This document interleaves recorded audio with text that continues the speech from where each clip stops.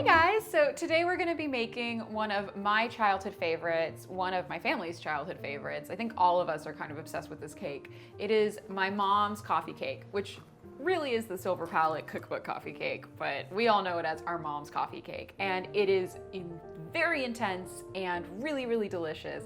So it's a sour cream coffee cake baked in a Bundt with tons of pecans and cinnamon sugar. It's also very easy to make and a very successful Bundt. And the thing with Bundt pans is it's really hard to get things out of it if you do not really prepare it well, and if you don't have a type of recipe that wants to be baked in a Bundt. So the way that we kind of have a little insurance policy is I add a little bit of fat and then flour and then just kind of dust the whole thing out. So the combination of the fat, which makes sure that it's like non-stick, but then the flour adds this dry layer so it really is non-stick, and that's how nothing is staying in here.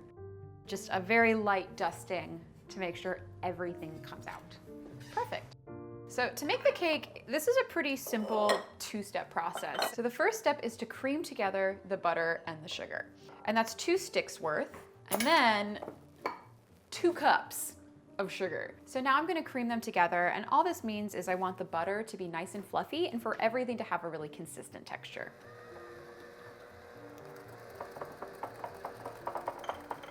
This looks good, it's nice and fluffy. So next I'm gonna add the eggs, and I'm just gonna do one at a time. You wanna add an egg, mix it all together, and then add the next egg. Egg number 2.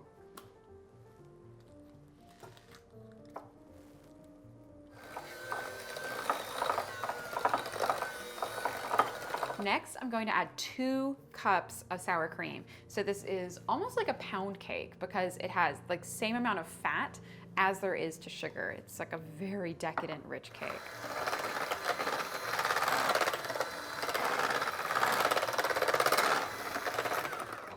All right, that looks amazing. So next I'm gonna add the vanilla, and I use a lot of vanilla.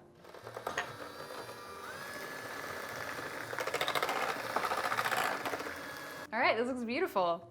So next, I'm going to sift together all the dry ingredients. So for that, I have 2 cups of flour, just all purpose, and then 2 tablespoons of baking powder. So I'm just gonna sift it straight in.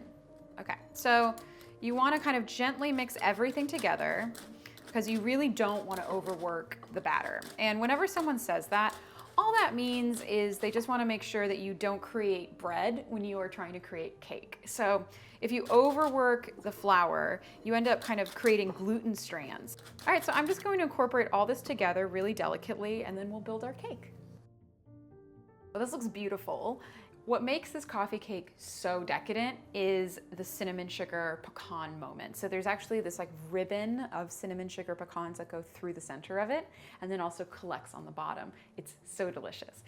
So to do that, I'm gonna take about 3/4 of a cup of sugar, and I'm gonna add a couple tablespoons of cinnamon and just mix it together with a spoon, just like that. Well, now the kitchen smells wonderful because there's a cloud of cinnamon hovering around here. So I'm gonna add pecans, and the trick is you wanna toast the pecans first, just warm them up in the oven. It really releases all the oils and all of that flavor. That's amazing. And I'm gonna do the chopped up pecans for inside the center of the cake. So that's what we're gonna deal with first. And then I have whole pecans that we're gonna do for like the bottom of the cake. And you can see it's a very rough chop. So now's the fun part. We actually put it all together.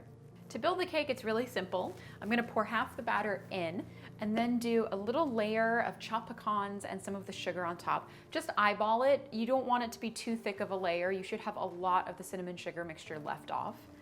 Okay, and now I'm gonna add the second half. I'm gonna put half of what's remaining in the cinnamon sugar on the bottom. All right, so this now goes in the oven for about an hour.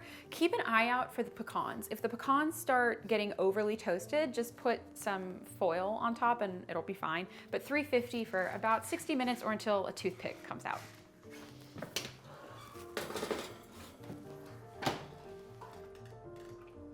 How good does this look? And adding the cinnamon sugar on top really makes a big difference because otherwise it's just kind of like a brown bundt cake, but that's why I like to reserve some of the deliciousness for putting on top.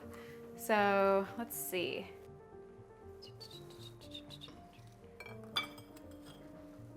So I have my coffee, I have my coffee cake. It's time to give it a bite.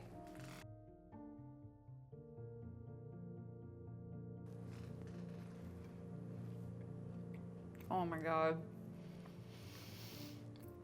It's so, so good and so rich.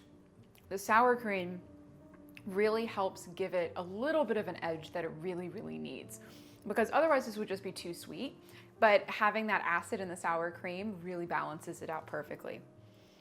And this cake is also perfect when paired with coffee, because this is very sweet, almost creamy.